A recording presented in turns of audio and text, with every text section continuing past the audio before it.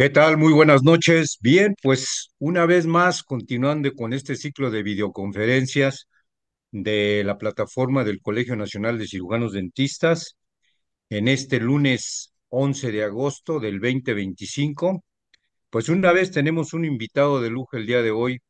Tenemos con nosotros al maestro Jorge Hernández, el cual, bueno, pues él es miembro de la Academia Mexicana de Odontología Restauradora, así como del colegio ya de hace algunos años. El día de hoy, Jorge, primeramente, Jorge, pues te damos la bienvenida a esta tu casa por esta modalidad. Muchas gracias, doctor. Muchas gracias a todos ustedes. Estoy feliz de estar con ustedes el día de hoy, compartiendo de nuevo. Bien, pues vamos a hablar sobre el currículum, un extracto de tan amplio que tiene Jorge y en sus participaciones tiene una gran trayectoria. Él es cirujano dentista por la Facultad de Odontología de la UNAM, es especialista en cirugía bucal, tiene una maestría en procesos y caracterización de materiales, tiene otra maestría en gestión de salud, ya es escritor, él no solo de artículos nacionales e internacionales sobre las áreas antes mencionadas, también es autor de dos libros que ya nos comentará en su momento Jorge.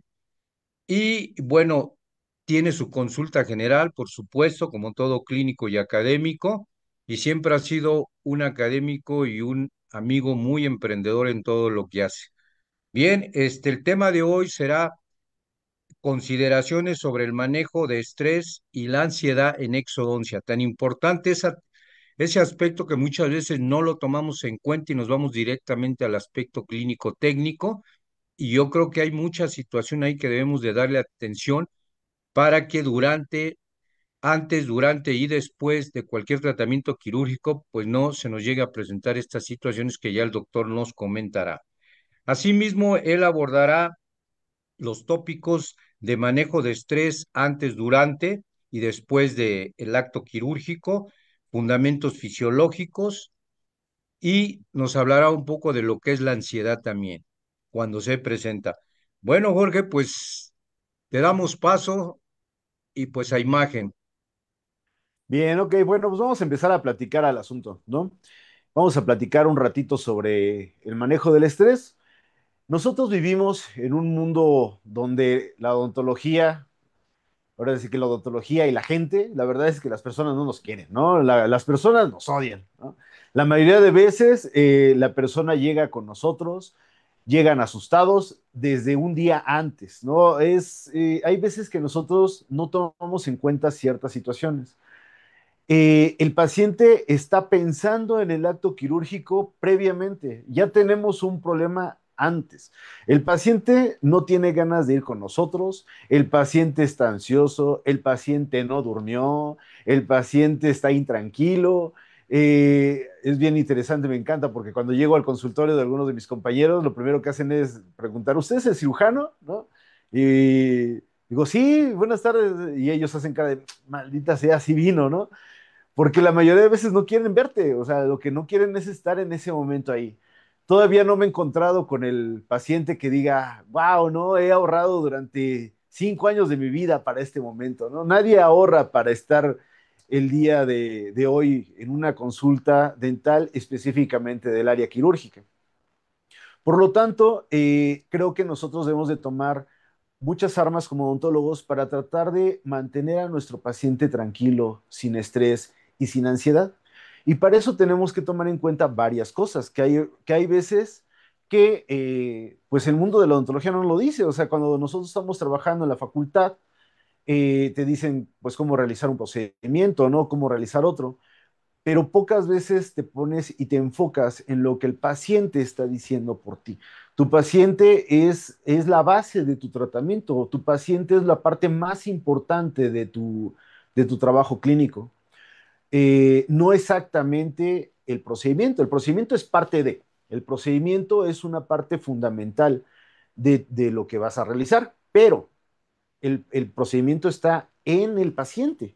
Y el paciente no viene solo, el paciente es un ente completo, es una persona que no solamente está ahí sentadito, no, no, no, esa persona tiene una familia, esa persona tiene un trabajo, esa persona tiene familia, tiene mamá, papá, hermanos, tiene problemas familiares, posiblemente, no sé, acaba de fallecer algún familiar, posiblemente acaba de tener, no sé, alguien en el hospital, a lo mejor acaba de tener algo más tranquilo, algo más simple, ¿no? Acaba de tronar el novio con la novia. Todos esos tipos de cosas afectan en nuestro tratamiento y rara vez nosotros nos ponemos a pensar en ello. Hay unas cosas muy interesantes que han sucedido, pues no sé, quizás unos 10 años para acá, quizás. Ha cambiado también una parte importante que es tal cual la situación del teléfono celular. Eh, Hay una cantidad de artículos, ahorita solamente coloqué algunos voy a platicar sobre qué es lo que sucede a nivel neuronal, porque esto es lo que pues hay que manejar, hay que aprender a manejar durante nuestro tratamiento pues médico, ¿no? Ahí lo que estamos viendo pues son neuronas, ¿no? Nosotros vivimos a través de neuronas y las neuronas funcionan a través de sustancias químicas. Estas sustancias químicas son variadas, ¿no? Son neurotransmisores y neuroreceptores. Estas sustancias químicas están en nuestro organismo de manera natural. Nosotros escuchamos, nosotros vemos, nosotros eh, sentimos a través de estas neuronas. Con toda sinceridad, rara vez vemos algo con nuestros ojos. Lo que realmente estamos viendo es con nuestras neuronas. Lo que nosotros tenemos en la cabeza está directamente en un lugar que está completamente cerrado, es una caja cerrada. Esta caja cerrada recibe información a través de ellas. Ahora, ¿qué es lo que sucede? Nosotros tenemos cierta cantidad de sustancias químicas y voy a hablar de tres en particular. Una de ellas es la serotonina, la otra es la dopamina y la última, pues es una tal cual es la epinefrina derivada del cortisol. Ahora, estas tres sustancias están dentro de nuestro organismo de manera natural desde hace muchos años. La situación es de que nosotros, por medio de genética y aparte por otra situación que tiene que ver con nuestro medio ambiente, hacemos que estas neuronas sean modificadas por nuestro propio organismo. Ahora, ¿qué sucede? La dopamina, por ejemplo, vamos a empezar a hablar de la dopamina. La dopamina es una sustancia química que te produce placer, te produce una descarga importante de placer. Esta descarga importante de placer se presenta de manera rápida, de manera inmediata, ¿sí? De manera normal, nosotros tenemos esta dopamina de manera constante en nuestro organismo y se presenta en un destello rápido. Vamos a imaginar una situación que provoca la descarga de esa dopamina. Por ejemplo, tú estás con la persona que tú quieres estar y resulta que te la acercas, estás emocionado porque vas a tener tu primer beso, ¿no? Con esa persona deseada, ¿no? Entonces esa persona deseada está enfrente de ti, te empiezas a acercar, empiezas a tener emoción, hay una descarga de otra cosa más que estamos hablando que es el cortisol, ¿no? Primero te asustas, ¿no? Un poco. Y entonces te empiezas a acercar poco a poco a esa persona y logras por fin estar con esa persona deseada y la empiezas a besar. Cuando tú besas a esa persona, hay una descarga importante de dopamina. La situación es que esa descarga de dopamina se presenta en el momento, solamente en el momento, y te genera un recuerdo placentero de ese momento en particular, ¿sí? Eh, Ahora, vamos a hablar ahora de la serotonina. La serotonina también te provoca placer, pero es un placer diferente. Este placer es un placer constante, es un placer a largo plazo. ¿A qué me refiero? Por ejemplo, si tú estás con esa persona deseada mayor cantidad de tiempo, tienes cruce con personas, tú hablas con personas de manera constante, estas personas te generan placer, pero no es un placer como el de la dopamina. El placer que te genera la dopamina es un placer enorme, es un placer muy grande, es un placer de destello, con fuerza, con ánimo. Sin embargo, no es un placer que dura, no es un placer que se mantiene a lo largo del tiempo. Tú ya no te vas a acordar de ese beso, a lo mejor a los 3, 4 días ya no lo vas a sentir. Ya dices, ok, bien, like por mi beso, estuvo bueno, ¿no? Pero no pasó a más, ¿no? O sea, se acabó el asunto. Sin embargo, la descarga de serotonina es otra situación. La descarga de la serotonina se presenta de manera constante. Es una descarga lenta, tranquila, ligera, pero constante. No estamos hablando de una descarga fuerte de euforia, ¿no? Estamos hablando de una descarga ligera, suavecita, pero constante. Y esa se presenta casualmente durante el trato con las personas. Y eso es algo bien importante. El trato con las personas debe de ser de manera constante, de manera, ¿cómo decirlo de esta situación? Tú llegas y te tomas un café con alguien y disfrutas el momento, estás con esa persona durante cierta cantidad de tiempo, platicas con la persona, eso genera serotonina. Estás con una persona deseada, estás con la persona, con el amor de tu vida, compartes una película, platicas con la persona, eso provoca una descarga de serotonina. Pero esa descarga de serotonina se mantiene de manera constante. Ahora, vamos a hablar del tercer eh, neurotransmisor, que tiene que ver con la adrenalina. La adrenalina es otra cosa. La adrenalina va a tener una situación de estrés. La adrenalina está hecha para que tú te defiendas, para que tú tengas ganas de correr, para que tengas ganas de defenderte, para que tú estés alerta durante un cierto momento de tu vida. Para eso sirve la adrenalina. Nuestra adrenalina nos mantiene despiertos, nos mantiene trabajando, nos mantiene alertas, ¿sí? Ahora, ¿qué es lo que sucede? Vamos a traspolar esta situación a la vida cotidiana. Voy igualmente a hablar de cosas constantes con estas tres sustancias químicas. El uso constante de la computadora, el uso constante de las redes sociales, el uso constante de TikTok, Facebook, Instagram, etcétera, es el estar pasando con tu dedito una imagen tras la otra de manera constante. Estás navegando en esta red interminable. Y cada vez que tú haces un recorrido, te genera placer.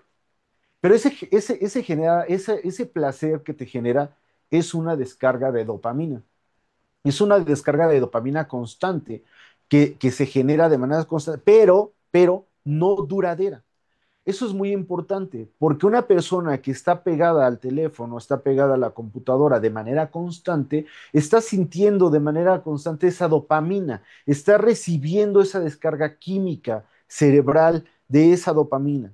Ahora, ¿qué es lo que sucede con esta situación? Cuando tú cierras el teléfono, no hay nadie ahí.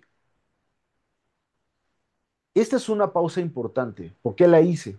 Porque esa pausa piensa muy bien las cosas, porque no hay nadie ahí. Por lo tanto, no existe la serotonina, no hay nada en ese momento, solamente hay dopamina.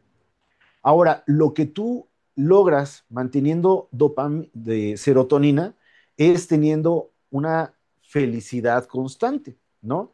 No existiría tanta ansiedad y depresión en este momento si nosotros tuviéramos mayor cantidad de contacto con las personas.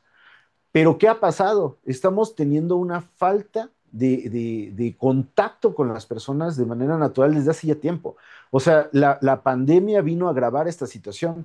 De hecho, la situación que estamos viendo ahorita, en este momento, o sea, estoy aquí dando una conferencia de manera virtual, o sea, no hay nadie a mi alrededor.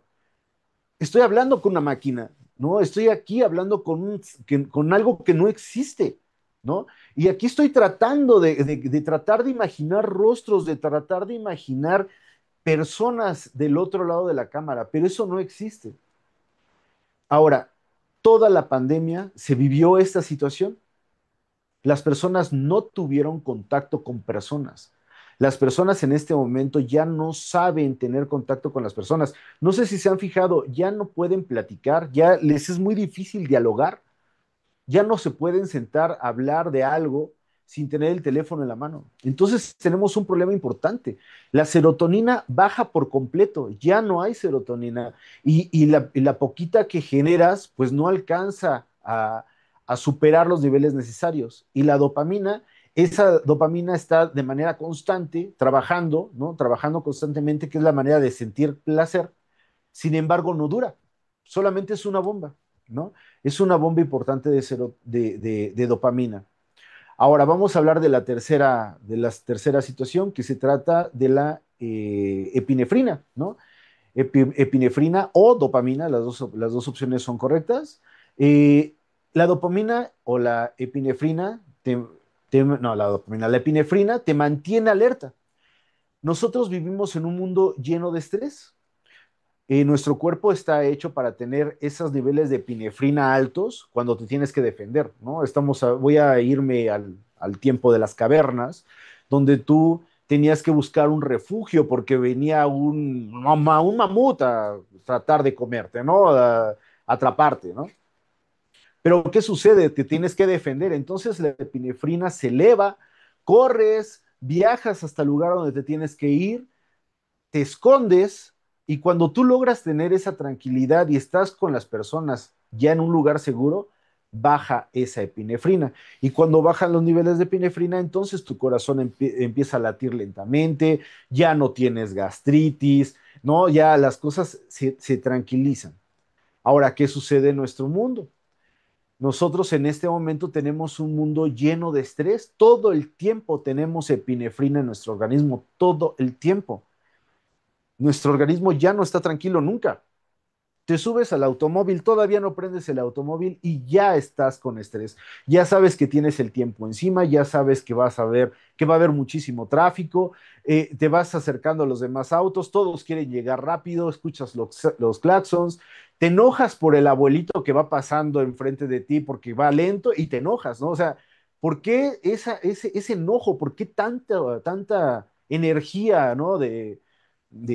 Pues esta emoción que tienes, ¿no? Pues es porque tienes grandes cantidades de epinefrina en tu cuerpo y nosotros no las bajamos, no disminuimos nunca, jamás esa epinefrina.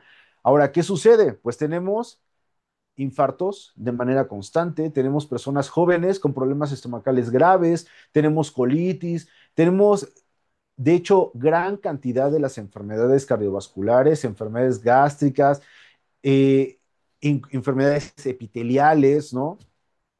Tienen que ver con los niveles altos de epinefrina. Entonces, a ver, tenemos niveles altos de epinefrina, tenemos dopamina constante gracias al celular y tenemos disminución de la serotonina. Entonces, ¿qué sucede? Pues tenemos un mundo, un caos en el cerebro, ¿no? En donde nosotros tenemos niveles de descontrol enormes, ¿no?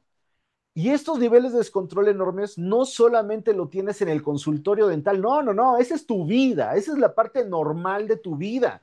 Tú todavía no llegas al consultorio y tú ya traes todo esto en la cabeza. Es importante tenerlo en cuenta. Date cuenta que tú estás viviendo esta situación sin se supone tener el estrés de un acto quirúrgico. Ahora, ¿qué pasa? Llega esta paciente con toda esta situación que trae en la cabeza, pero aguas. No solamente voy a hablar del paciente, tú también estás aquí, porque también causas una situación aquí, también hay estrés en tu vida. Estamos hablando de que tú tienes estrés como doctor y tu asistente tiene el estrés de su vida normal y tienes también a un paciente con estrés. Es decir, estamos hablando que tu equipo de trabajo también está estresado. Tú estás estresado y quieres mantener tranquilo a un paciente, pues ¿cómo le vas a hacer? O sea, tú tienes primero que mantener la calma, ¿no? Es decir, tienes que mantener un clima laboral dentro de tu consultorio tranquilo. Tienes que mantener un clima tranquilo en tu consultorio porque también eso genera estrés. Entonces estamos hablando de que tú tienes tu rollo, ¿no? Cerebral, porque también vivimos en este mundo, también tenemos el uso de las computadoras, ¿no? Una chulada las computadoras, la inteligencia artificial, todo lo que nosotros vemos es una preciosa herramienta. Sin embargo, todo afecta también de manera natural a las demás cosas, ¿no? Estos artículos que tienen ustedes en pantalla hablan todos ellos de esta situación, pueden ustedes buscarlos, están en PubMed, son algunos representativos, a mí me gustaron más, hablan específicamente de todo esto que les estoy platicando para que ustedes los puedan leer y compartir, ¿sale? Ahora, ¿cómo vamos a manejar esta situación? La primera parte es tú, primero tú, doctor, tú asistente.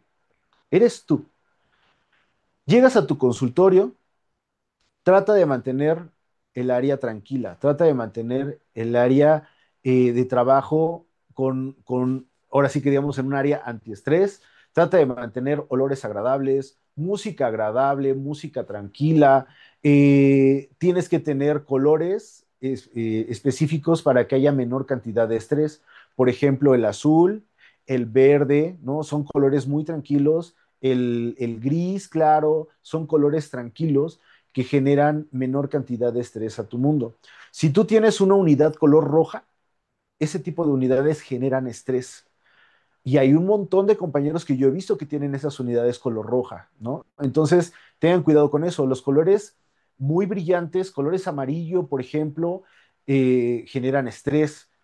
Hay colores específicos para evitar el estrés, hay colores específicos para consulta dental, ¿no? Eso lo tienes que tomar en cuenta. Tu bata, tu uniforme, trata de que sean colores tranquilos, que no sean de ese tipo de color que te causa estrés, ¿no? Primero, tú, tranquilo. Luego, vamos a hacer un acto quirúrgico. Hablo con muchos compañeros que no lo sé, ¿no? Ahora sí que cuando eres estudiante, te entiendo, compañero estudiante, te entiendo, ¿no? Antes de empezar una cirugía, siempre tienes estrés, ¿no? Siempre, no hay manera de evitarlo, o sea, estás asustado. Y es bien interesante, me encanta porque está el doctor asustado y está el paciente asustado, ¿no? Los dos, pero son estudiantes y lo entiendo, ¿no? Pero cuando tú ya estás dentro de la consulta, tienes que controlar muy bien lo que vas a hacer, ¿sí? Y ahí es donde empieza la situación. Tenemos que trabajar al respecto. ¿Y todo empieza cuándo? Pues empieza en tu diagnóstico. Tu doctor. Ahí es donde empieza la situación. ¿Cuántas veces tú te detienes realmente a hacer un diagnóstico? Yo sé que me vas a decir que sí, yo sé, porque cada vez que hablo de ese tipo de cosas, siempre hablo de las cosas que no suceden, pero tengo que hablarlas. No, no suceden, ¿eh? Esto es mentira, ¿no? Ninguno de mis compañeros del Colegio Nacional de Cirujano Dentistas, yo sé que todos ustedes se sientan a hacer un diagnóstico. Yo sé que sí, ¿de acuerdo? Pero estoy hablando para más personas, ¿de acuerdo? Entonces, no, voy a hablar al respecto. El diagnóstico es muy importante. O sea, tú tienes que tener siempre a la mano las cosas que requieres.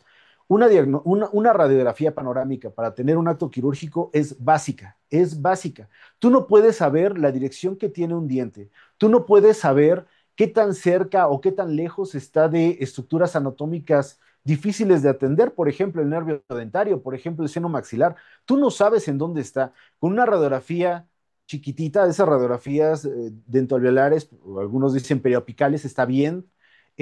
No alcanzas a ver todo el contexto de tu paciente. Tienes que saber exactamente cómo vas a actuar, en dónde vas a cortar, en dónde no vas a cortar. Tú tienes que tener planeado en tu cabeza qué es lo que va a pasar durante esa cirugía.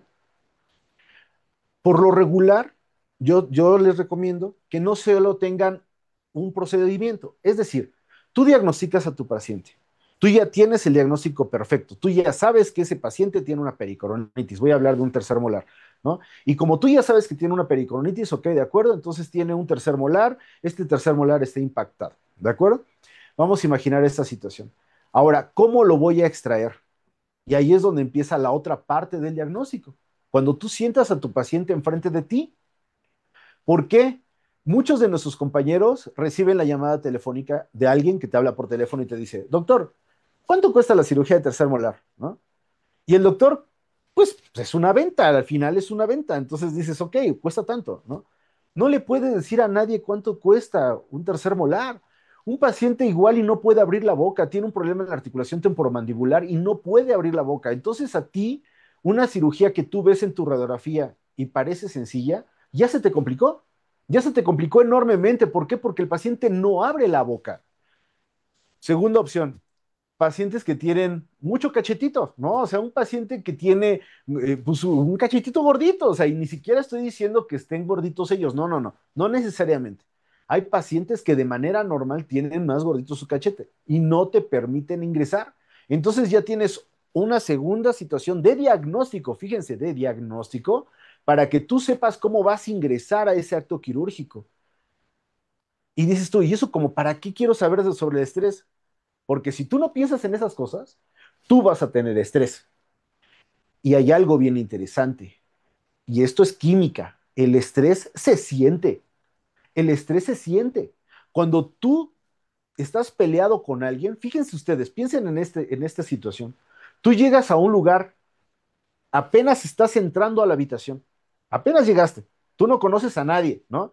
Entras a ver, tú vas a dar una consulta del médico, o sea, tú doctor vas al médico, también nosotros tenemos que ir. Y entonces llegas y resulta que la secretaria está peleada con la doctora. Sin que tú digas nada, tú ves y se siente el estrés de esa pelea que hay dentro de ese lugar, de ese sitio, ¿sí? Entonces, cuando tú estás haciendo el acto quirúrgico y tú te generas y tú tienes ese tipo de problemas, ay, no puedo entrar, es que no puedo llegar, es que no veo, ¿no? Empiezas a tener estrés. Estrés que le transmites a tu compañero porque tu compañero te está ayudando y dices, muévete, quítate, hazle por acá, porque no veo. Ese estrés ya lo tienes tú, lo generaste a tu compañero y a su vez a tu paciente. Es decir, es parte de tu diagnóstico para evitar el estrés, ¿sí? ¿Cuántas personas conoces tú, dentista, compañero, que no tengo idea por qué, pero empiezas a trabajar y hacen la lengua grande, grande, grande y te cubren todos los dientes y ya no puedes trabajar? Tienes que analizarlo, tienes que analizarlo. El paciente que te dice, es que no puedo respirar por la nariz con la boca abierta, ¿no? Y tienes que ocupar agua, tienes que ocupar irrigantes y no te lo permite. Y no puedes estarlo dejando, es que doctor, quiero escupir, es que me quiero levantar, doctor, es que no puedo. ¡Ah, ah! O sea, eso te causa un rollo, es un montón de estrés. Y eso es porque tú no analizaste previamente a tu paciente. Es parte del diagnóstico. Independientemente de sus estudios de laboratorio, independientemente de su radiografía, independientemente de una historia clínica bien fundamentada, independientemente, ese tipo de cosas tienes que tomarlas en cuenta. Otra cosa que tienes que tomar en cuenta, compañero, antes de empezar a trabajar con tu paciente es conocer el nivel de estrés que tiene tu paciente. Conforme han pasado los años, las personas tienen mayor cantidad de estrés en su vida, por la misma situación que estoy platicando. Esta situación del uso de las computadoras y el uso del teléfono te genera mayor cantidad de situaciones. Entonces tenemos pacientes que llegan estresados al lugar y entonces tú apenas vas a empezar a trabajar y ya están estresados. O sacas el material y lo colocas en la charola y los pacientes se le quedan mirando a la charola como locos diciendo, ¿todo eso va a usar, doctor? Tienes que saber observar a tu paciente antes de empezar a trabajar. Es muy, muy importante. ¿Sale? Esa es la primera parte que yo creo que es importante. ¿Sale? Ahora, ¿qué pasa? Todo esto que estoy platicando es antes del procedimiento, ¿no? Antes del procedimiento. ¿Cómo generas, cómo puedes evitar el estrés antes del procedimiento? Llega el paciente. Esto, insisto, no pasa, ¿eh? Esto yo voy a hablar de cosas que no suceden en el mundo de la ontología, no sucede, ¿de acuerdo? No se enojen conmigo porque no sucede, ¿no? Llega el paciente a tu puerta, te toca la puerta y dice, doctor, mire, tengo un diente muy mal, estoy infectado, ¿no? Y quiero que me retire el diente ahorita, en este momento, ¿no? Y entonces nosotros pasamos al paciente y en ese momento retiramos el diente. No tenemos radiografía, no tenemos estudios de laboratorio, no conocemos al paciente, estamos actuando ante la necesidad del paciente, sí, de acuerdo, pero lo estamos haciendo de manera prematura. Por lo tanto, empiezas a trabajar y no tienes nada preparado, ¿sí? Estaba el paquete quirúrgico, sí, pero tú no tenías preparado el acto quirúrgico como tal. Tú no sabías que te ibas a tardar 2 horas, 3 horas, lo que tú quieras, ¿no? No estoy hablando de que sea malo tardarse 2 horas, si te tardas apapachando a tu paciente, platicando con él, eso es un tiempo de calidad, es un tiempo importante para que tu paciente se sienta bien.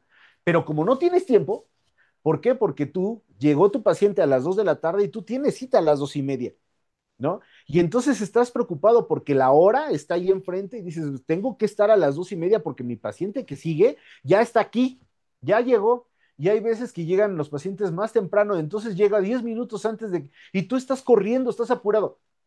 Estrés. Estrés que tú generas ante la situación porque no preparaste el procedimiento. Tienes que sentarte a preparar tu procedimiento. Tranquilo. Un procedimiento quirúrgico siempre se hace con calma, siempre se hace tranquilo. Nunca debes de tener prisa para hacer un acto quirúrgico, jamás. Nunca hay prisa para hacer un acto quirúrgico. Por lo tanto, tienes que tener todo con calma. Debes de tener todo tu lugar preparado para el acto quirúrgico. Tienes que estar incluso mentalizado para el acto quirúrgico, ¿sí? Debes de contar con el material necesario. Muchas veces me hablan compañeros, córrale doctor, que fíjese que ya se me atoró un diente. Ya ahí voy yo corriendo con mis compañeros a ver qué es lo que está sucediendo. Y tú ves en la charola, y en la charola tienen su básico, ¿no? Tienen ahí su espejo, tienen su explorador, ¿no? Su básico. Tienen una carpool, ¿no? Y tienen un elevador, ¿no? Y con eso quieren hacer absolutamente todo. Pues no tienes con qué, no tienes herramientas de trabajo para realizar un acto quirúrgico como debe de ser. Tienes que tener las cosas preparadas para hacer las cosas correctamente. Esto es antes del procedimiento. Si tú no tienes esas cosas, estrés. ¿De acuerdo? Tu cabeza. Tienes que estar enfocado para realizar un acto quirúrgico. Tienes que estar pensando en tu acto quirúrgico. No es nada más así. Entonces, si a ti te duele la cabeza previamente, si tú tienes diarrea previamente, no haces un acto quirúrgico. ¿Por qué? Porque no estás al 100% en ese momento. Tú no estás listo para hacer el acto quirúrgico y no porque no estés preparado. O sea, estás preparado técnicamente, ¿sí? Pero en ese momento te sientes mal. Por lo tanto, no debes de hacer un acto quirúrgico si te sientes mal. Y eso estamos hablando antes del procedimiento. Tú estás a la mitad del procedimiento, tienes que ir al baño, te sientes mal. ¿Y qué crees? Generas estrés y empiezas a trabajar rápido, de manera, pues, inoportuna, ¿no? Eso es tal cual ser inoportuno. Eso es antes del procedimiento. La persona que te ayuda debe de saber hacer las cosas. No puedes poner a cualquier persona a ayudarte a realizar un acto quirúrgico. Cada vez que tú volteas y le pides algo y la persona no lo tiene, te genera estrés y empiezas a aumentar tu tiempo de trabajo.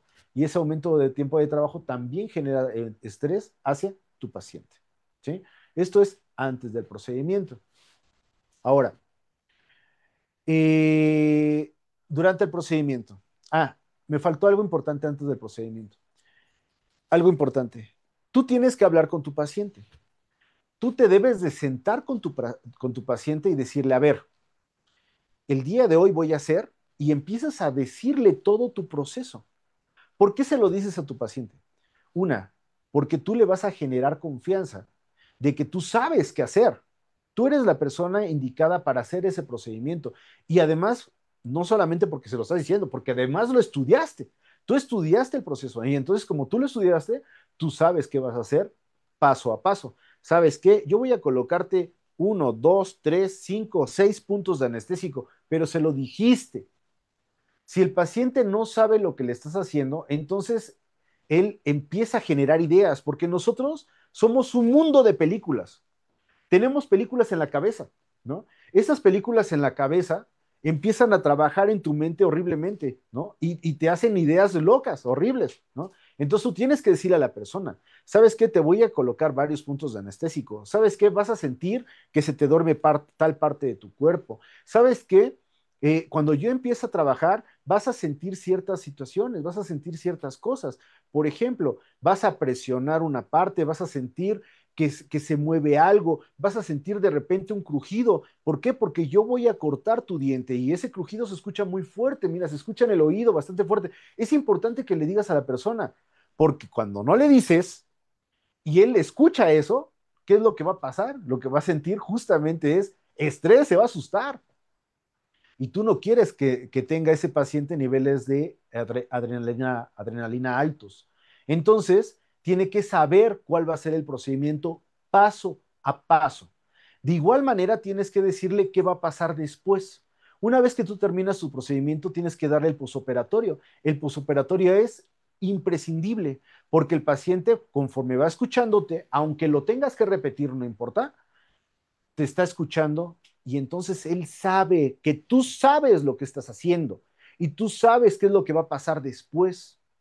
Entonces, el paciente baja sus niveles de estrés. Ahora, ya estás con tu paciente, ya lo sentaste, ya está en la unidad dental, ya tan, ¿no? Durante el procedimiento, hay cosas que no debes de decir, hay cosas que deberíamos de evitar, ¿no? Cuando nosotros estamos siendo doctores, queremos hablar como doctores todo el tiempo.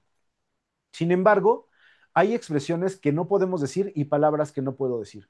Por ejemplo, tú estás trabajando y tú tienes una ligera salida de sangre de la zona. Dije ligera, en serio ligera. Hay veces que nosotros estamos en espacios muy pequeños, estamos haciendo un corte en un lugar que mide 2 milímetros y tienes una ligera salida de sangre y esa ligera salida de sangre cubre esos 2 milímetros. Bueno, pues esa salida de sangre se llama hemorragia, ¿no? Y entonces tu asistente dice, doctor, ¿le ayudo con la hemorragia? Y entonces el paciente se asusta porque el paciente dice, oh, por Dios, me voy a morir, estoy teniendo una hemorragia, ¿no? Tranquilos, cambia las palabras, modifica las palabras para que las personas no escuchen la palabra hemorragia. La palabra hemorragia te asusta, la palabra hemorragia te lleva a otro lugar, ¿no? Entonces a la persona tú no lo quieres tener estresado. Hay cosas que también debes de tener en cuenta. Por ejemplo, el tener en cuenta la situación, lo que escucha la persona, ¿no? Si tú estás hablando y de repente dices, esa expresión es muy mala expresión, o sea, ¿por qué tendrías que decir un susto, no? Ese susto es malo, o sea, ¿qué significa? Que está pasando algo, ¿no? El paciente no sabe qué, ¿de acuerdo? Entonces, trata de evitar esas expresiones.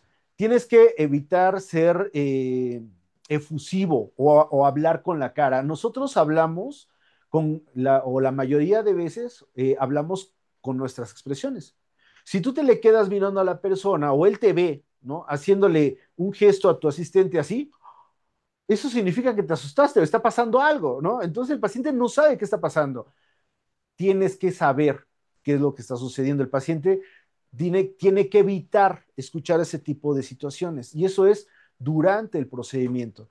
Durante el procedimiento, yo prefiero estar jugando, yo prefiero estar cotorreando con el paciente. Es decir, le cuento bromas, le cuento chistes, hablo con mi asistente, hablo con su acompañante, hablo con él, porque el paciente no es un muñeco, no está ahí nada más. O sea, no, no, no. Él participa, él es parte del juego.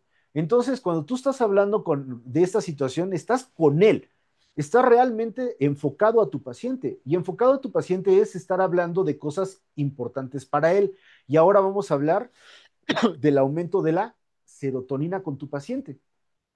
Si tú quieres tener a tu paciente con un alto nivel de serotonina, entonces tú empiezas a hablar de cosas de apego.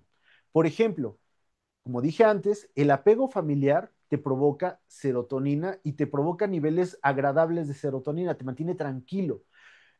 Lugares especiales con personas. Por ejemplo, le preguntas a tu paciente, oiga, antes de la cirugía, ¿no? ¿Sabes qué? ¿Qué te gusta? ¿A dónde fuiste? ¿Qué viajes has tenido? Entonces el paciente te dice, ah, sí, mira, fui a Chiconcuá de las Manzanas, ¿no? Y me fui a Chiconcuá de las Manzanas con mi familia y mi esposa y fuimos a tal lugar y nos metimos a nadar. Entonces, cuando tú estás hablando con él de esta situación, estás generando serotonina. Y cuando tú estás ya dentro del acto quirúrgico, empiezas a hablar con tu asistente de cuando tú fuiste al mismo lugar o hablas de lugares parecidos para que él esté recordando a su familia y entonces esté generando niveles de serotonina agradables. ¿Sí? Esa es la idea. Ahora, cuando tú estás hablando con tu paciente, tienes que intervenir al mismo tiempo con tu asistente y tu asistente tiene que estar en la acción, tiene que estar trabajando no solamente retirando tejido sanguinolento, no solamente retirando agua, no solamente ayudándote a que te vea, tiene que participar, ¿no? Durante el acto quirúrgico para que tu paciente se mantenga tranquilo, ¿sí? Bien,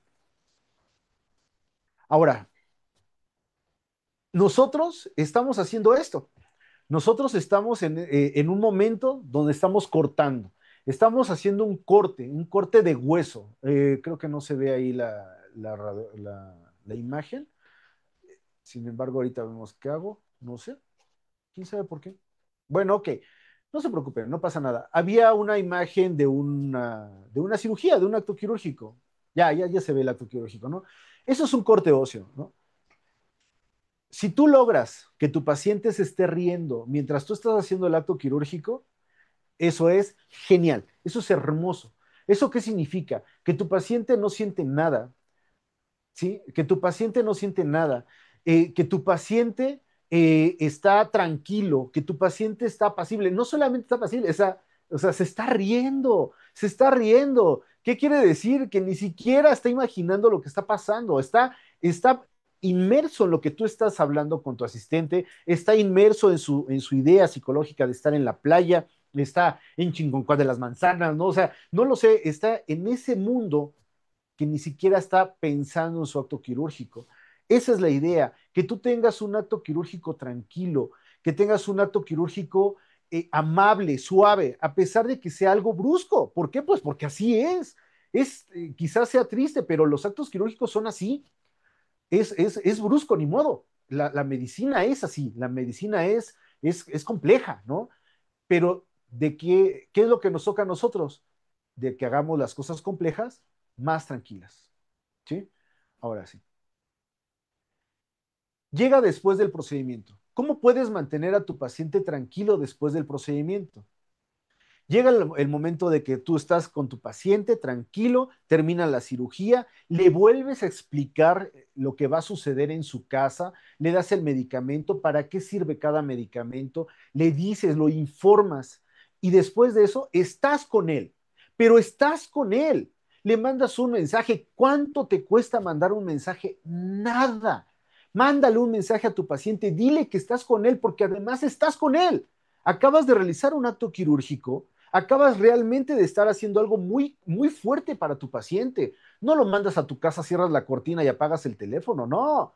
Tú estás con él. Oye, oiga, doctor, es que fíjese que tengo sangre y a mí me hablan por teléfono, me mandan mensaje. Mándeme una foto, señor. Y me manda la foto y es una gasita ahí pintadita de sangre. No importa, yo sé que es poquito, yo sé que no es nada, pero el paciente se asusta. Entonces yo estoy para él. Mi paciente se siente protegido, mi paciente se siente tranquilo, se siente contigo, sabe que cuenta contigo. Eso te da un mundo de tranquilidad. Mándale un mensajito. Si necesita que le marques, márcale a tu paciente. No te cuesta absolutamente nada. Es apapachar a tu paciente, estar con él. No te cuesta nada. ¿Sí? Eh, Cuando tú llegas, estás inmerso en esta situación quirúrgica, a veces es difícil tener en cuenta todas estas cosas, estos detalles que estoy diciendo. Sin embargo, conforme lo practicas, se logra. Yo sé que se puede lograr, ¿sí? Llevo mucho tiempo haciendo reír a mis pacientes después de un acto quirúrgico, viendo cómo están tranquilos después de un acto quirúrgico.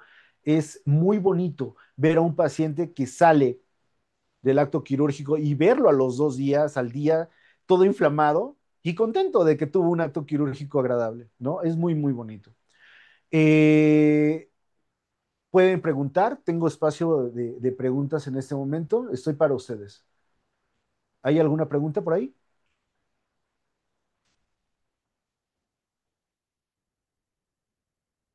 Sí, sí, mira, Jorge, ¿si me escuchas? Te escucho claramente. Sí, tenemos por aquí tres preguntas ya de quienes nos están siguiendo.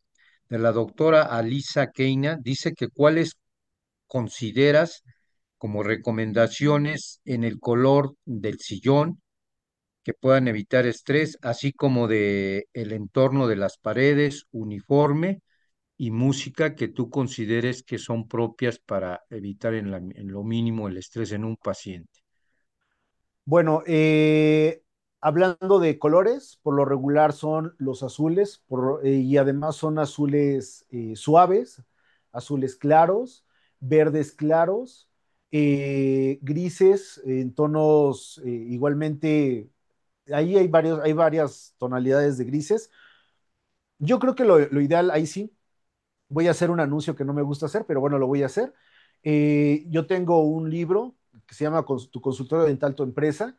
Ese libro tiene ya la parte arquitectónica de un consultorio dental y trae los colores. Trae una base de colores y además la combinación de ellos para que tú tengas un consultorio bonito, agradable. eh, bueno, y con la estructura adecuada para que también tengas una forma sencilla de hacer tus procedimientos. Bien, pues no sé si traigas alguna imagen de ese libro. Ahorita te busco una imagen Sí. del libro. Ajá, Bueno, sí. al terminar. Ok, también nos comenta una doctora que dice que ¿cuáles son las recomendaciones que tú darías antes, durante y después de un acto quirúrgico de forma concreta ¿Cuáles son las recomendaciones para quién? ¿Para el paciente? para el paciente? Para el paciente. Ok, bueno, por lo regular yo inicio diciendo, ¿sabes qué? Te vas a inflamar. Es normal que te inflames. La inflamación llega a su máximo en un lapso de 3 días. Es decir, si yo te opero un sábado, siempre hago la cuenta, sábado, domingo, lunes, martes es el día que vas a estar más inflamado. Eso es lo normal. A partir del miércoles debe de disminuir la inflamación. Por lo regular les digo, ¿sabes qué? Colócate hielito en la zona, se vale la nieve de limón para evitar que aumente demasiado la inflamación. La inflamación es buena, no tiene por qué hacerte ningún daño. Sangrado, el sangrado debes de llegar a tu casa, acomodarte en tu cama, levantar un poco la cabeza para que no tengas presión en la cabeza de sangre. Eh, Colocarte esa gasa que tú le colocas en la boca al paciente, alrededor de media hora después retiras la gasa con un movimiento lateral para que no tengas contigo el coágulo sanguíneo y no vuelva a sangrar.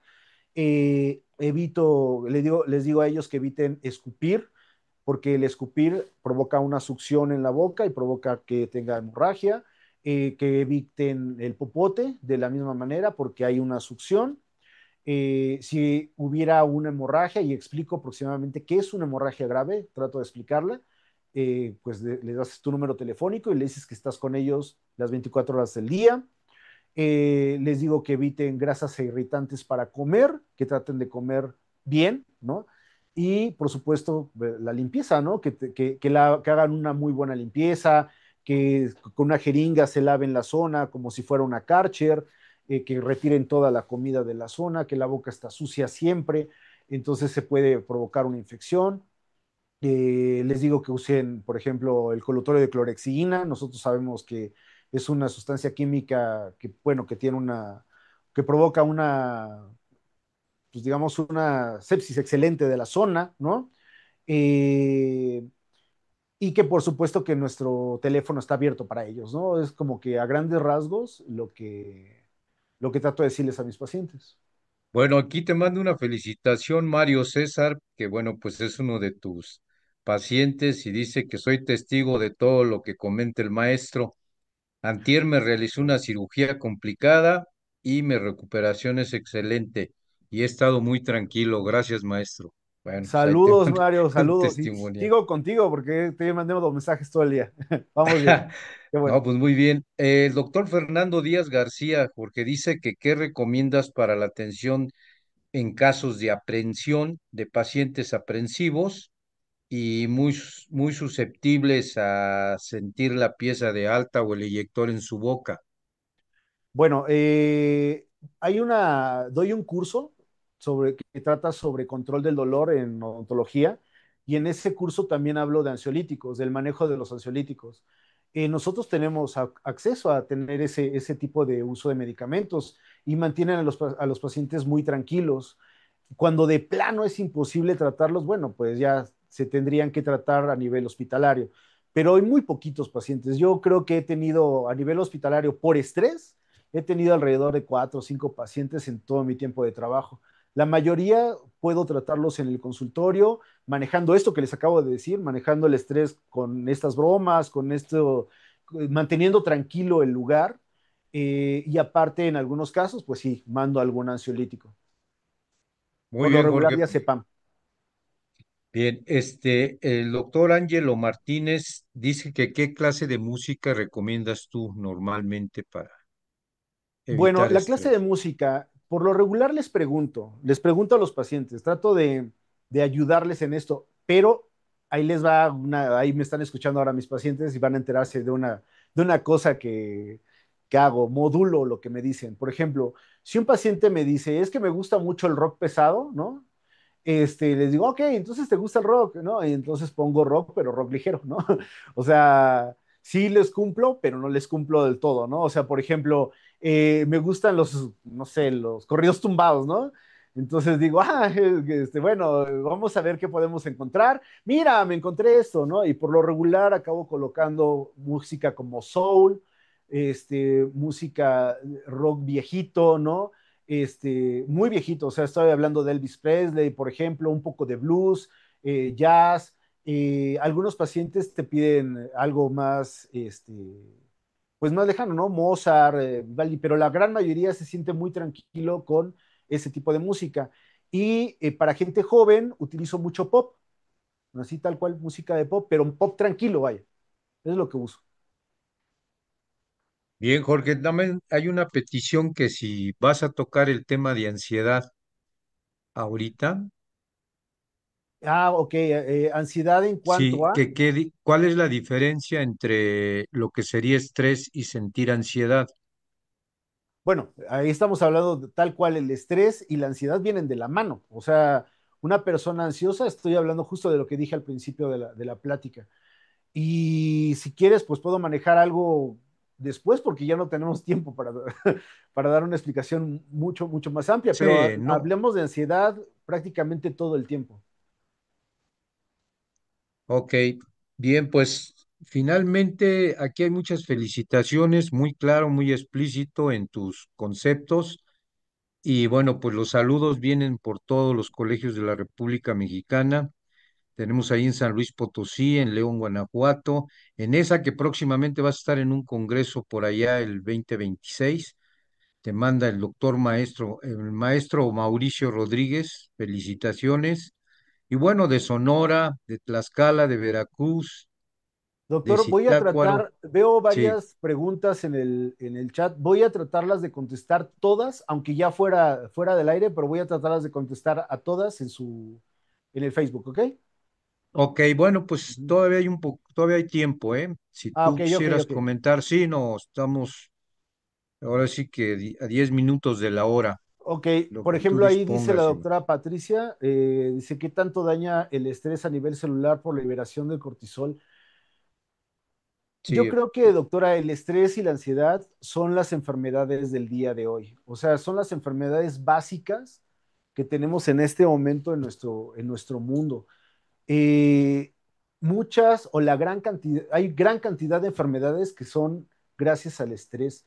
Nosotros tenemos una modificación molecular de nuestras proteínas de manera constante. Nosotros logramos modificarlas. Voy a poner un ejemplo muy básico de algo que hacemos. Por ejemplo, una persona que tenemos el gen, porque tiene que haber las dos cosas, ¿no? Tiene que haber una parte genética y una parte ambiental.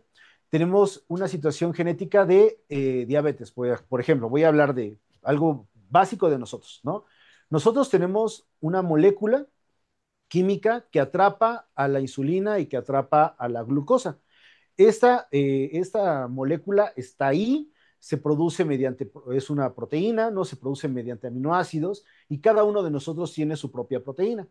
Esa proteína está, la receta de mi proteína, que solamente es mía, está en mi código genético y está lista para trabajar cuando yo necesito glucosa. Pero por situaciones ambientales, aparte de la genética, yo logro que esa molécula se modifique, cambie de manera pronta o de manera lenta, dependiendo de qué, de mis hábitos. Por ejemplo, si yo como demasiada grasa, demasiada azúcar de manera constante y no hago ejercicio, entonces voy a provocar que esa molécula modifique antes. ¿Sí? En el caso del estrés, nosotros provocamos que haya mayor cantidad de moléculas proteínicas llamadas tal cual la epinefrina, los neurotransmisores y los neuroreceptores también son proteínas. Y nosotros generamos que haya mayor cantidad o menor cantidad dependiendo de lo que hagamos. Tengo dos artículos sobre neuroinflamación, están también en PubMed, no los coloqué en la presentación porque no estaba hablando al respecto, pero hablan sobre neurología y ahí en esos dos artículos se puede observar o se puede, bueno, leer las modificaciones que nosotros generamos para que un neurotransmisor deje de funcionar correctamente. Y eso es parte de lo que sucede con el estrés. Nosotros, pues todo nuestro cuerpo es un sistema nervioso y nuestro sistema nervioso, estoy hablando de todo, o sea, todo está modificado mediante estas moléculas. Entonces, por eso tenemos problemas cardiovasculares, problemas pulmonares, tenemos problemas en la piel, se nos cae el cabello. De hecho, nosotros en el área médica de nosotros, gingivitis y periodontitis, que no está todavía reportado, pero la piel es piel en todas partes. Y cuando tú tienes un problema en la piel por estrés, también la tienes en la gingiva. Entonces, vaya, es una modificación total mediante el estrés. Bien, Bien, Jorge, tenemos una pregunta aquí de la doctora Olivia Jiménez Tortelero.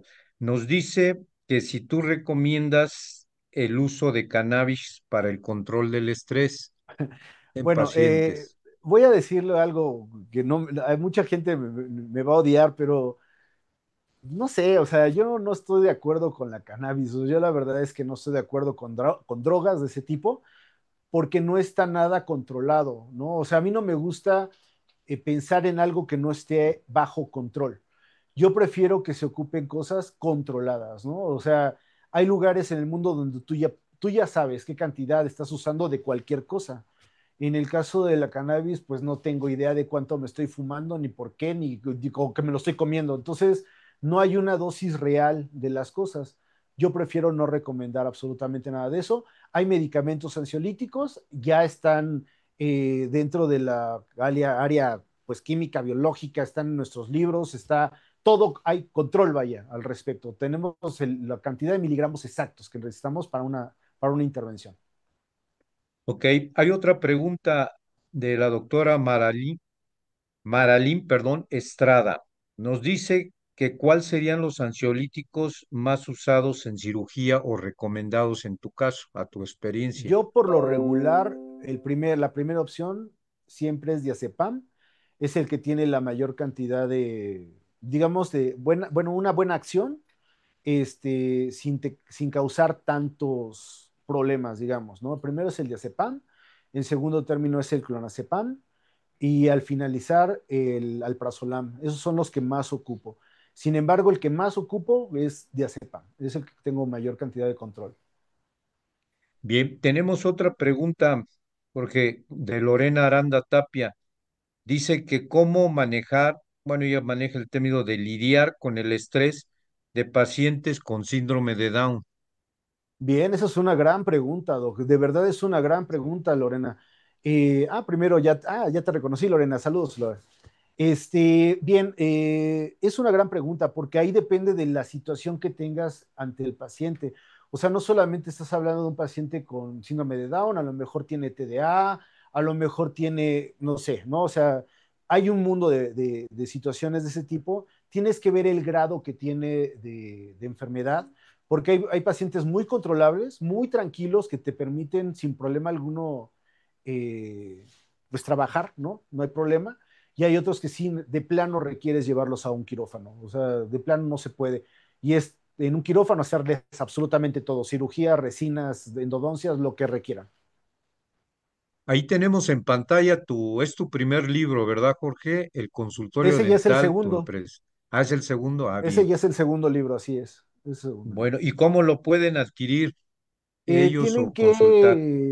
solamente se tienen que poner en contacto, ya sea con nosotros o a Odontología Actual, que es, bueno, la editorial. Ellos tienen, pues, este libro y tienen varios de mis artículos. Se los pueden mandar sin ningún problema. Ok. El doctor Fernando Díaz García nos dice que si se te ha presentado alguna reacción en el uso de ansiolíticos para con los anestésicos. No, no, no, ninguno, nunca jamás. Obviamente tampoco, doctor Fernando, no ocupo todos los días, ¿eh? O sea, sin mentirle, yo realizo entre dos, tres, cuatro cirugías al día, más o menos, desde hace ya un buen de tiempo. Y yo creo que ocupo un ansiolítico cada mes a lo mejor. O sea, trato de mantener las cosas muy tranquilas con mis pacientes y de verdad tengo buenos resultados. Ok, la doctora Maye Lilú nos dice que qué opinión tienes sobre el uso de hidroxina como ansiolítico. Doctora, perdóneme, pero la verdad es que no tengo información al respecto. No, no, no. Hay una disculpa. Me voy a poner a estudiar. No, sí dice que es un ansiolítico. Entonces, por eso era su pregunta, Ajá, sí, que sí. si tenías experiencia clínica, bueno, el haberlo usado. Bien, pues ahí queda pendiente, doctora B, no se preocupe. Bien, pues ahorita no vemos ya preguntas en pantalla, Jorge. Todavía tenemos unos minutos, 10, 15 minutos. No sé si quisieras ahondar un poco más sobre lo que has estado comentando, comentar algo más. Pues a lo mejor quisiéramos platicar bueno, que entren ustedes a PubMed, ¿no? Para que se pongan a estudiar este caso. Creo que no lo tenemos bien estudiado. Es un área de la psicología. Yo me metí a estudiar este asunto porque hice un artículo hace muy poco sobre el cómo dar malas noticias cuando tengo un paciente con cáncer. Entonces me metí a estudiar psicología y psiquiatría y pues te empiezas a meter en un mundo bien interesante, ¿no? O sea, muy, muy padre. Y creo que nosotros no hemos tomado en cuenta completamente este detalle, ¿no? Ahorita acaban de mandar el teléfono de odontología actual, ahí está en pantalla. Déjame leerlo, es el 55 36 66 48 49. Ese es el teléfono de odontología actual para que ustedes puedan conseguir el libro y tienen descuentos especiales para todos los participantes del Colegio Nacional de Cirujano Dentistas. No sabía, ahorita lo estaba comentando directamente de odontología actual. Sí, es Eh, Eduardo Molina, el es director, por correcto, aquí Eduardo nos Molina, escribe. sí, sí, sí. Ok, Sí, me pregunta el doctor Fernando Díaz, muy ¿recomiendas el bien. uso de dexametasona? Qué buena pregunta, Fernando. De verdad, qué buena pregunta. Mira, hay dos situaciones que pasan con la dexametasona, igual que la betametasona como corticosteroides. Hay dos situaciones importantes. Yo no ocupo, a mí no me gusta ocupar dexametasona ni betametasona. Explico por qué. La dexametasona y la betametasona, de manera fisiológica, o sea, estamos hablando de sin que tú le coloques absolutamente nada a tu paciente, el cuerpo ante una situación de estrés traumático, o sea, no estoy hablando de estrés de ansiedad, no, no, de una situación de estrés traumático, siempre desprende dexametasona y provoca que haya una mejor resolución del acto quirúrgico, ¿sí? Sin embargo, es el córtico que genera tu organismo. Ese es el normal. Si tú le das córticos a tu paciente de solución inyectable, tú vas a frenar la inflamación por completo. Dentro de la cascada de la inflamación, nosotros voy a hablar rápido de ella, es muy poquito tiempo. Todo inicia con la fosfolipasa, que se activa formando fosfolipasa A, de ahí pasa al ácido araquidónico y del ácido araquidónico a la ciclooxigenasa, que es el llamado a la inflamación. Es decir, esa parte química llama a las células de defensa a que lleguen a trabajar. Es decir, todas las células blancas, ¿no? Estamos hablando de los neutrófilos, los basófilos, los eosinófilos, etcétera. Entonces, todas estas células llegan a hacer su trabajo gracias a que existe la cascada de la inflamación. Cuando tú das dexametasona, tú frenas la cascada de la inflamación desde la fosfolipasa A. Entonces, evitas la inflamación. Por lo tanto, no hay una recuperación adecuada o se te puede infectar tu paciente, porque estás frenando a las células de defensa que hagan su trabajo. Yo prefiero no enviarlo. La verdad es que yo prefiero no. Ahora, hay muchos compañeros que sí dan dexametasona. De hecho, la gran mayoría de mis compañeros cirujanos dan dexametasona. Eh, Puede ser que la mandes porque evitas la inflamación y el paciente se va bien contento porque dice, ah, mira, ni me inflamé. Pero el hecho de que no se inflame, estás hablando de mercadotecnia y publicidad, pero también estás afectando un desenlace malo posible de tu paciente. Yo prefiero evitarme broncas, mira, mejor evito la dexametasona y listo, ¿no? Gracias, Fernando, te agradezco mucho. Bien, pues ya no tenemos preguntas por ahí. Seguramente tendrás tus datos que nos los puedas poner en pantalla, Jorge, para que te puedan consultar. Por supuesto que sí, pongo mi teléfono sin problema alguno, está en la pantalla, de hecho, está dentro de la diapositiva. Mis redes sociales es @dentalcaran. Me pueden seguir, estamos en Twitter, estamos en Instagram. De hecho, el día de mañana voy a estar en televisión, voy a estar en el canal 6 en Multimedios, a las 9, creo que a las 9:20 de la mañana tengo el llamado. Vamos a estar en televisión. Lo que ustedes necesiten, lo que ustedes requieran, de verdad, estoy a sus órdenes. Muy bien. ¿Algo más que quisieras comentar? Pues no lo sé, ¿No? o sea, creo que estuvo el tema pues constante y bonito, ¿no? Estuvo fluido. Voy a dar Sí. cursos, o sea, si quieres que hablemos de los cursos, voy a estar dando cursos en Tijuana sobre control del dolor, voy a hablar sobre farmacología, específicamente antibiótico-terapia. En control del dolor hablo sobre los ansiolíticos, sobre anestésicos, sobre AINES. También hay una situación que tiene que ver con la ansiedad, ¿no? Que hay veces que no anestesiamos bien al paciente y pues obviamente le duele y pues claro que está estresado, pobrecito, ¿no? Entonces eso es porque a veces nos faltan mayor cantidad de técnicas de anestésico. Doy el curso teórico práctico, ¿no? Para los que quieran. También este curso lo puedo dar con ustedes. Tú lo sabes, Medrano. Ahora sí que estoy ahí en el colegio, Sí, ¿no? ya hubo una ocasión que nos diste aquí este curso a principios de años y aparte, previo a él, nos diste una plática. Ujú. Dabas un panorama, entonces pues es cuestión de que se pongan de acuerdo contigo, nos dices hacia afuera y a ver si hay la posibilidad de que des un curso aquí en las instalaciones del colegio o aquellos presidentes o personal que nos estén viendo ahorita en los diferentes colegios, filiales del colegio, pues también que se comuniquen contigo, igual y puedes ir a sus localidades, ¿verdad? También. Sí, Cosa de de que hecho, está sí. muy bueno ese curso, aquí nos lo dio, duró 2 días y pues excelentes resultados, así como tu videoconferencia. Bien. Pues ahí está tu Dice, nombre, ¿no? Y el dice número Fernando, telefónico. dice, un tema de cirugía de terceros molares ¿cómo? En los trimestres de embarazo. Ah, claro, claro que sí, Fernando.